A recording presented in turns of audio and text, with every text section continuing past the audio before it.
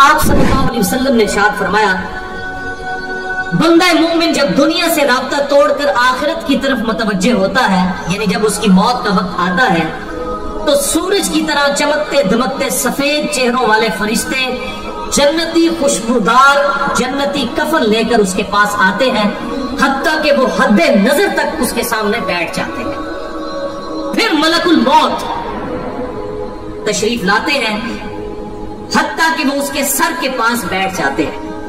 अच्छा, कुरान में मलकुल मौत का नाम आया है सूरह सजदा के अंदर, अहदीस के अंदर भी। अलबत्ता तौरात में इसका नाम इजराइल भी आया है, और हमारे अहले सुन्नत के जो अव्वलीन मुफस्सिरीन हैं, इमाम तबरी रहमहुल्लाह अल-मुतवफ़ा 310, उन्होंने भी ये वर्ड इस्तेमाल किया है। लिहाजा मौत के फरिश्ते को इजराइल कहना भी जायज है हमारे सलफ के यहाँ, क्योंकि आजकल बाद लोग कहते हैं इजराइल नहीं, मलकुल मौत ही कहना चाहिए। इजराइल का लफ्ज भी साबित है।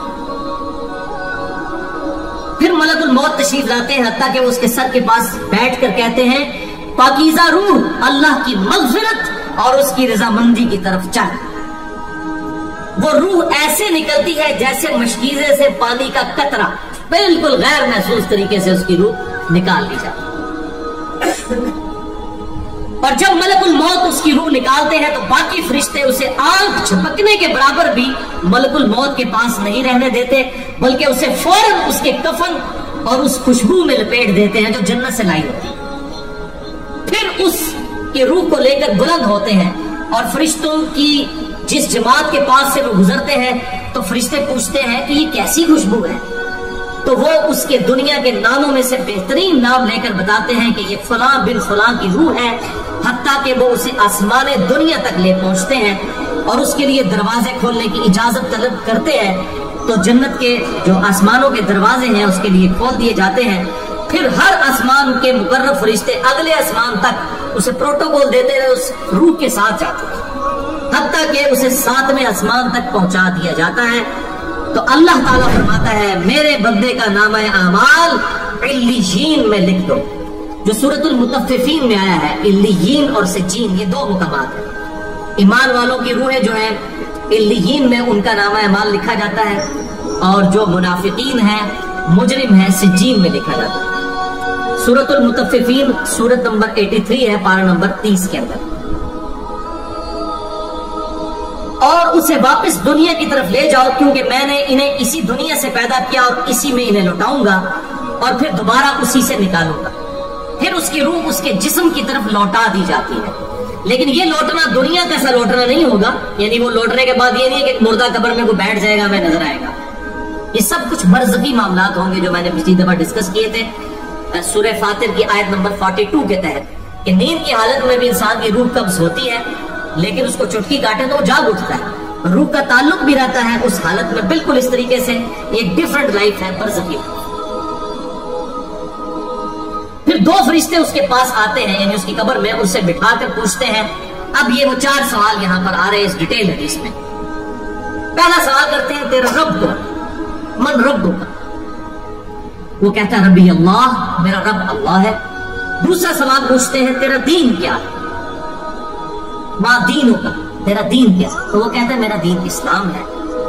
फिर पूछते हैं कि वो आदमी जो तुम में मबूस किए गए वो कौन है? अब यहाँ पर वो डिटेल है, अल्लज़ी बुइसा फीकुम, वो शख्स जो तुम में मबूस किया गया था वो कौन था?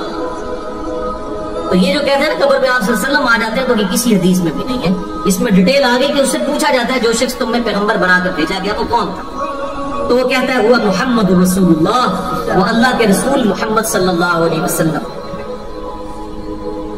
मसला हाजिर और नाजिर मेरा रिकॉर्ड है, मसला नंबर 7, जिसमें मैंने ये तमाम शुबहात क्लियर किए। ये 3 सवालों के बाद, अच्छा जामिया तिर्मिज़ी में एक हदीस है 3120, उसमें अल्फाज है कि वो पूछते हैं मन नबी का, तेरा नबी कौन है? इसमें तो आया ना कि उस शख्स के बारे में तेरा क्या अकीदा है, उसमें मन नबी का अल्फाज है जामिया तिर्मिज़ी 3120। अच्छा अल्लाह का शुक्र है कि ये नहीं पूछते तेरा फिरका कौन सा है, तू किस इमाम की तकलीद करता था, केड़ी मसीदी तू नमाज पढ़ता सा है, देख ले कोई चीज नहीं। तेरा रब कौन है, तेरा दीन और नबी सल्लल्लाहु अलैहि वसल्लम। तो दुनिया में भी हम यही कहते हैं अल्लाह रसूल कुरान, यही बात है। तो कब्र के अंदर जाकर भी यही सवाल है। اب وہ جب 3 سوالوں کے جواب دیتا ہے تو فرشتے چوتھا سوال اس سے پوچھتے ہیں، جو میں نے قبر کا چوتھا سوال، مسئلہ نمبر 78، تمہیں کیسے پتا چلا؟ ان 3 سوالوں کے جواب تمہیں کیسے آئے؟ وہ کہتا ہے میں نے اللہ کی کتاب پڑھی تھی، میں اس کتاب پر ایمان لایا اور میں نے اس کے حق ہونے کی تصدیق۔ اللہ کی کتاب پڑھی ہوگی تو تصدیق کرے گا نا، اگر سنا کے سنی ہوگا تو کیا تصدیق کرے گا؟ ہاں، پڑھا کے سنی ہوگا تو تصدیق کر دے گا۔ پھر آسمان سے آواز آتی ہے میرے بندے نے سچ کہا، اس کے لیے جنتی بچھونا بچھا دو، اسے جنتی لباس پہنا دو اور اس کے لیے جنت کی طرف دروازہ کھول دو۔ قبر کے اندر ہی جنت کی طرف دروازہ کھول دو۔ یعنی آپ سمجھ لیں جس طرح یہ اب ٹچ سکرین موبائل رکھ کے اور جناب لیپ ٹاپ رکھ کے سامنے لوگ بیٹھے ہوتے ہیں نا، تو ایک دوسری دنیا میں چلے جاتے ہیں، تو جنت کا فزیکلی دروازہ کھول دیا جائے گا، اس کو جنت کی ہوائیں بھی، خوشبو بھی آئے گی اور انتظار وہ کرے گا۔ وہاں اسے ہوا کے جھونکے اور خوشبو بھی آتی ہوگی اور حد نظر تک اس کی قبر کو کشادہ کر دیا جائے گا۔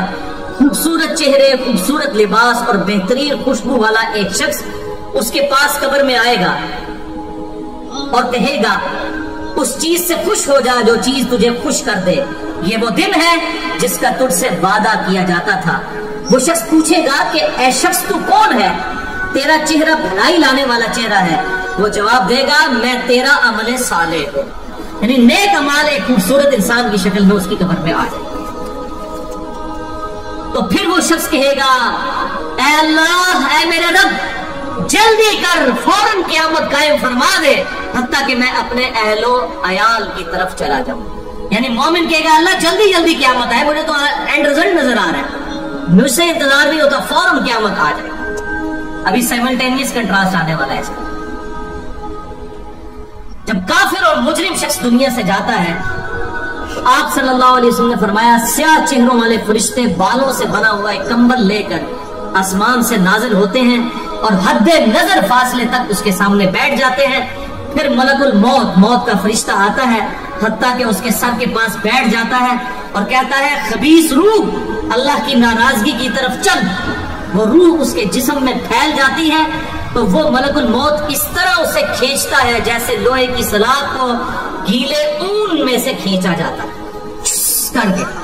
گرم سلاخ جو ہے وہ اونی کپڑے کے اندر، گیلے کے اندر ڈال کے یوں کھینچی جائے نا، اس طرح اس کے پورے جسم سے اس کی روح نکالی جاتی ہے۔ پھر ملک الموت سے باقی فرشتے اس کی روح کو لے کر پلک جھپکنے کے برابر بھی وہاں نہیں رہنے دیتے حتیٰ کہ وہ اسے بالوں سے بنے ہوئے کمبل میں لپیٹ لیتے ہیں اور اس سے زمین کے مردار سے نکلنے والی انتہائی بری بدبو نکلتی ہے۔ وہ اسے لے کر اوپر چڑھتے ہیں تو وہ فرشتوں کی جس جماعت کے پاس سے گزرتے ہیں تو فرشتوں کی جماعتیں کہتی ہیں کیسی خبیث روح ہے۔ وہ کہتے ہیں یہ فلاں بن فلاں کی روح ہے اور وہ اس کی دنیا کا انتہائی قبیح نام لے کر بتاتے ہیں حتیٰ کہ اسے آسمانی دنیا تک لے جایا جاتا ہے۔ اس کے لیے دروازے کھولنے کے لیے درخواست کی جاتی ہے تو آسمان کے دروازے اس کے لیے نہیں کھولے جاتے۔ پھر رسول اللہ صلی اللہ علیہ وسلم نے سورۃ الاعراف کی آیت پڑھی کہ ان کے لیے آسمانوں کے دروازے نہیں کھولے جائیں گے، وہ جنت میں داخل بھی نہیں ہوں گے حتیٰ کہ اونٹ سوئی کے سراغ سے گزر جائیں۔ پھر اس کی روح اس کے جسم میں لوٹا دی جاتی ہے اور 2 فرشتے اس کے پاس آ کر اس سے پوچھتے ہیں تیرا رب کون؟ اب اس سے بھی سوال ہوتا ہے۔ وہ حیرت زدہ ہو کر کہتا ہے ہائے افسوس، ہائے افسوس، میں نہیں جانتا، میں نہیں جانتا۔ پھر پوچھتے ہیں تیرا دین کیا ہے؟ وہ پھر حیرت زدہ ہو کر کہتا ہے ہائے افسوس، ہائے افسوس، میں نہیں جانتا، میں نہیں جانتا۔ پھر اس سے پوچھتے ہیں کہ جو شخص تم میں مبعوث کیے گئے وہ کون تھے؟ تو کہتا ہے ہائے افسوس، میں نہیں جانتا، میں نہیں جانتا۔ پھر آسمان سے آواز آتی ہے اس نے جھوٹ بولا، اس کے لیے جہنم کا بچھونا بچھا دو۔ اور بخاری میں الفاظ ہے 1374۔ اس کے جواب میں فرشتے پھر اس سے چوتھا سوال کیا کرتے ہیں؟ لا دریتا ولا تلیتا، اور تو نے خود پڑھ کر سمجھنے کی کوشش کیوں نہیں کی؟ یا جو لوگ سمجھے ہوئے لوگ تھے، کتاب و سنت کے منہج پر چلنے والے لوگ تھے، ان کے ساتھ تو کیوں نہیں چلا؟ اللہ تعالیٰ فرماتا ہے اس کے لیے جہنمی بچھونا بچھا دو، جہنم کی طرف ایک دروازہ کھول دو، وہاں سے گرمی اور گرم ہوا اس کی قبر میں آتی رہے گی۔ اس کی قبر کو اس قدر تنگ کر دیا جائے گا کہ اس کی پسلیاں ایک دوسرے کے اندر داخل ہو جائیں گی اور ایک قبیح چہرے والا شخص قبیح لباس میں انتہائی بدبودار حالت میں اس کے پاس آئے گا اور اسے کہے گا تمہیں ایسی چیزوں کی بشارت ہو جو تمہیں غمزدہ کر دیں، یہ تیرا وہ دن ہے جس کا تجھ سے وعدہ تھا. وہ پوچھے گا تو کون ہے؟ تیرے چہرے سے تو خیر کی توقع نظر نہیں آتی. وہ جواب دے گا میں تیرا خبیث عمل ہوں جو تو دنیا میں کیا کرتا تھا. بات عمل کے ساتھ ہی ہے, صرف کلمہ پڑھنا کافی نہیں ہے, عمل. پھر وہ کہتا ہے میرے رب قیامت قائم نہ کرنا, اے میرے رب قیامت قائم نہ کرنا. مومن کیا کہتا ہے؟ قیامت قائم کر رہا ہے اللہ. اب یہ وہ حدیث ہے وہ جس اس آیت کو حل کرتی ہے جو پچھلی دفعہ ایک بھائی نے سوال بھی کیا تھا. سورہ یاسین کی آیت نمبر ہے 52. قالوا یا ویلنا من بعثنا من مرقدنا, یعنی جب قبروں سے نکالا جائے گا مجرموں کو, وہ کہیں گے ہائے افسوس ہمیں کس نے ہماری قبروں سے باہر نکال دیا. تو اللہ تعالیٰ کیا فرمائے گا؟ ھذا ما وعد الرحمن وصدق المرسلون, یہی ہے وہ جس کا وعدہ رحمان نے کیا تھا اور رسولوں نے سچا کہا تھا. تو کہتے ہیں جی منکرین عذاب قبر کہتے ہیں جی وہ انسان کو کہتے ہیں ہماری قبروں سے کس نے اٹھا لیا, تو اس پہ عذاب تو نہیں ہوتا. عذاب تو ہو رہے ہیں. آپ دیکھیں اس حدیث میں کیا کہہ رہے ہیں اللہ قیامت قائم نہ کرنا, یعنی یہ عذاب تو آیا, قیامت آئی تو بھی بڑا عذاب بھی مجھ پر آئے گا. تو اسی لیے وہ حیرت زدہ ہوگا قیامت والے دن, کیا میرے اوپر اگلی مصیبت آ گئی, عذاب کی چوتھی اور فائنل قسط بھی میرے پر آنے والی. اللہم اجرنا من النار. 11ویں حدیث سنن نسائی میں 1834, مشکات میں 1629. ابو ہریرہ رضی اللہ تعالیٰ عنہ کہتے ہیں آپ صلی اللہ علیہ وسلم نے فرمایا جب مؤمن شخص کی موت کا وقت آتا ہے تو رحمت کے فرشتے سفید ریشم لے کر آتے ہیں اور کہتے ہیں راضی ہونے والی پسندیدہ روح نکل, اللہ کی راحت اور رزق کی طرف چل, رب تجھ پر ناراض نہیں. تو وہ بہترین کستوری کی خوشبو کی طرح نکلتی ہے حتیٰ کہ وہ ایک دوسرے سے اسے لے کر اس طرح کرتے کرتے آسمان کے دروازوں تک پہنچ جاتے ہیں. تو وہ کہتے ہیں زمین سے یہ کیسی پاکیزہ خوشبو تمہارے پاس آئی ہے. وہ اسے مومنوں کی روح کے پاس لے جاتے ہیں, یعنی نیک آدمی کی روح کو, جو پہلے مومن مر چکے ہیں ان کی روحوں کے پاس. تو انہیں اس کے آنے پر اس سے بھی زیادہ خوشی ہوتی ہے, یعنی مومن انتظار کر رہے ہوتے ہیں, ویلکم کرتے ہیں. جیسا کہ تم میں سے کسی کو اپنے بچھڑے ہوئے شخص کے ملنے پر خوشی ہوتی ہے. تو وہ آلریڈی جو مردہ روحیں وہاں پر پہنچی ہوتی ہیں, جو مر چکے شخص جو ہوتے ہیں ان کی روحیں, وہ نئی آنے والی روح سے پوچھتے ہیں فلاں کا کیا حال ہے, فلاں کا کیا حال ہے. پھر وہ کہتے ہیں اسے چھوڑ دو کیونکہ یہ ابھی ابھی دنیا کے غم میں مبتلا ہو کر یہاں پر آیا ہے. تو مرنے والا شخص کہتا ہے کہ تم جس شخص کے بارے میں مجھ سے پوچھ رہے ہو وہ تو فوت ہو چکا ہے, کیا تمہارے پاس نہیں آیا؟ وہ کہتے ہیں اسے تو اس کے ٹھکانے ہاویہ یعنی جہنم میں پہنچا دیا گیا ہے. اور جب کافر شخص کی موت کا وقت آتا ہے تو عذاب کے فرشتے بالوں کا لباس لے کر اس کے پاس آتے ہیں اور اسے کہتے ہیں ناراض ہونے والی ناپسندیدہ روح نکل, اللہ کے عذاب کی طرف چل. وہ مردار کی انتہائی بدبو کی صورت میں نکلتی ہے حتیٰ کہ وہ اسے زمین کے دروازے کے پاس لے آتے ہیں. تو وہ کہتے ہیں یہ کتنی بدبودار ہے, حتیٰ کہ اسے کافروں کی روح کے پاس ملا دیا جاتا. اب دیکھیں کہ وہ مومن پوچھ رہے ہوتے ہیں, اب میں اس کو ٹرانسلیٹ کر رہا ہوں, برا نہیں منانا. وہ مومن کہتے ہیں کہ فلاں شخص کا کیا حال ہے, فلاں بزرگ, فلاں مولوی صاحب, فلاں حضرت صاحب کی طرح ہے. وہ کہتے ہیں تو جناب کدوں کا مار بیٹھے تو آڑے کو نہیں پہنچے, اور پھر فرشتے سے جناب اتنے نہیں آئے جو دوزخ کی دیکھ لیں. یعنی وہ اسی لیے پوچھ رہے ہوتے ہیں کہ تو چل ہم تک پہنچ گیا, فلاں بھی ایک دنیا میں بڑا کوئی مشہور نیک آدمی تھا, وہ کدھر گیا؟ تبھی تو ایکسپیکٹ کر رہے ہوتے ہیں نا اس کو کہ اس کو بھی یہاں پہ آنا چاہیے.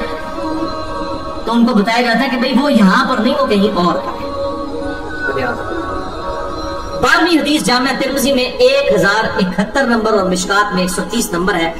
سیدنا ابو ہریرہ کہتے ہیں نبی صلی اللہ علیہ وسلم نے فرمایا جب میت کو دفن کیا جاتا ہے تو 2 سیاہ فام نیلی آنکھوں والے فرشتے اس کے پاس آتے ہیں. ان میں سے ایک کو منکر اور دوسرے کو نکیر کہا جاتا ہے. سیاہ فام نیلی آنکھوں والے خطرناک شکل کے فرشتے منکر اور نکیر. پس وہ کہتے ہیں تم اس شخص کے بارے میں کیا کہا کرتے تھے, یعنی نبی صلی اللہ علیہ وسلم کے بارے میں سوال ہوتا ہے. تو وہ کہتے ہیں وہ اللہ کے بندے اور اس کے رسول ہیں. میں گواہی دیتا ہوں کہ اللہ کے سوا کوئی معبود نہیں اور محمد صلی اللہ علیہ وسلم اس کے بندے اور رسول ہیں. وہ دونوں فرشتے کہتے ہیں ہمیں پتا تھا تم یہی جواب دو گے. پھر اس کی قبر کو لمبائی اور چوڑائی میں 70 ہاتھ کشادہ کر دیا جاتا ہے. یہ 70 کہتے ہیں کثرت, حد نظر تک کشادہ کر دیا جاتا ہے. پھر اس کے لیے اس میں روشنی کر دی جاتی ہے. پھر اسے کہا جاتا ہے سو جا. وہ کہتا ہے میں اپنے گھر والوں کے پاس واپس جانا چاہتا ہوں تاکہ انہیں بتاؤں کہ میں کامیاب ہو گیا ہوں. لیکن وہ کہتے ہیں کہ تو دلہن کی طرح سو جا، جسے اس کے گھر کا عزیز ترین فرد ہی آ کر بیدار کرتا ہے، حتیٰ کہ اللہ تعالیٰ اسے اس کی خوابگاہ سے قیامت والے دن بیدار کرے گا، یعنی اسے لٹا دیا جائے گا، پھر اس پہ وہ کیفیت وہ جنت والی تاری رہے گی، پھر الٹیمیٹلی اللہ تعالیٰ اسے دوبارہ سے زندہ کرے گا۔ اور اگر وہ منافق ہوا تو وہ کہے گا میں نے لوگوں کو ایک بات کہتے ہوئے سنا تو میں بھی ویسے ہی کہا کرتا تھا، یعنی مجھے نہیں پتا، اللہ کی گواہی نہیں دے سکے گا، رسول اللہ صلی اللہ علیہ وسلم کا اقرار نہیں کر سکے گا، میں کچھ نہیں جانتا۔ وہ فرشتے کہیں گے ہمیں پتا تھا تم یہی کہو گے، بس زمین سے کہا جاتا ہے اس پر تنگ ہو جا، وہ اس پر تنگ ہو جاتی ہے، حتیٰ کہ اس کی ہڈیاں اور پسلیاں ایک طرف کی دوسری طرف آ جاتی ہیں، یوں بولے اعوذ باللہ تعالی، اور اسے مسلسل عذاب ہوتا رہے گا حتیٰ کہ اللہ اسے خوابگاہ سے دوبارہ زندہ کرے گا، یعنی قیامت تک اس پر وہ اس حالت میں عذاب رہے گا، ہمیں نظر نہیں آئے گا۔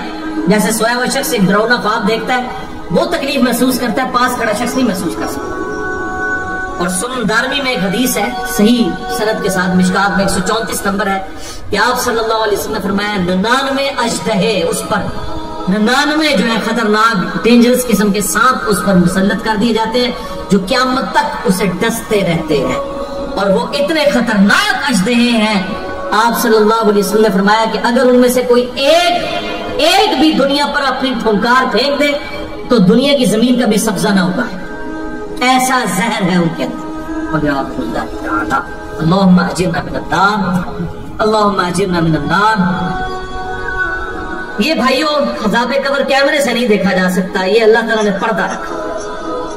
13ویں حدیث جامع ترمذی میں 2308، سنن ابن ماجہ میں 4267، مشکات میں 135۔ سیدنا عثمان غنی رضی اللہ تعالیٰ عنہ جب بھی کسی قبر کے پاس سے گزرتے تو اتنا روتے کہ ان کی داڑھی تر ہو جایا کرتی۔ ساتھیوں نے پوچھا حضرت جب دوزخ کا ذکر کرتے ہیں اس وقت تو آپ کی آنکھوں میں آنسو نہیں آتے، لیکن قبرستان آ کر آپ پر ایسی حالت کیوں تاری ہو جاتی ہے؟ تو سیدنا عثمان نے فرمایا کہ میں نے اپنے محبوب صلی اللہ علیہ وسلم سے سنا کہ بے شک قبر آخرت کی منزلوں میں سے پہلی منزل ہے، جو اس میں بچ گیا اگلی منزلیں اس کے لیے آسان ہوتی چلی جائیں گی، اور جسے یہاں پر مشکل درپیش ہوئی اس کی اگلی منزلیں اس سے بھی مشکل در مشکل ہوتی چلی جائیں گی۔ پھر آپ صلی اللہ علیہ وسلم نے فرمایا میں نے قبر سے زیادہ سخت اور برا منظر کبھی نہیں دیکھا۔ یہ حضرت عثمان غنی رضی اللہ تعالیٰ عنہ کی وہاں پر یہ حالت ہو رہی ہے، اور اس میں کیا الفاظ ہے؟ قبر آخرت کی منزلوں میں سے پہلی منزل ہے، لہذا یہ پرفیکٹ دعا ہے، اللہم ربنا آتنا فی الدنیا حسنہ وفی الآخرۃ حسنہ وقنا عذاب النار۔ یہ مولویوں نے جو اپنے بیچ میں جو ہے وہ انجینئرنگ کرنے کی کوشش کی ہے، وقنا عذاب القبری، وقنا عذاب الحشری، یہ جو بدعت داخل کی ہے اس کی ضرورت ہی نہیں ہے، کیونکہ عذاب قبر بھی اس میں داخل ہے۔ اس میں الفاظ آپ نے دیکھ لیے کیا ہے؟ قبر آخرت کی منزلوں میں سے پہلی منزل، تو وقنا عذاب القبری وقنا عذاب الحشری کہنے کی ضرورت ہی نہیں ہے۔ ربنا آتنا فی الدنیا حسنہ وفی الآخرۃ حسنۃ وقنا عذاب النار۔ اس سے یہ بھی بات پتہ چل گئی کہ قبرستان جانے کا مقصد ہے آخرت کی یاد، جو صحیح مسلم میں حدیث ہے 2259 کہ قبروں پہ جایا کرو تاکہ آخرت کی یاد آئے۔ تو سیدنا عثمان بھی دیکھیں قبرستان جا کر وہاں پر آخرت کی یاد کے لیے جایا کرتے تھے، اور یہ حقیقت بات ہے قبرستان جانے سے انسان کا قبلہ درست ہوتا ہے۔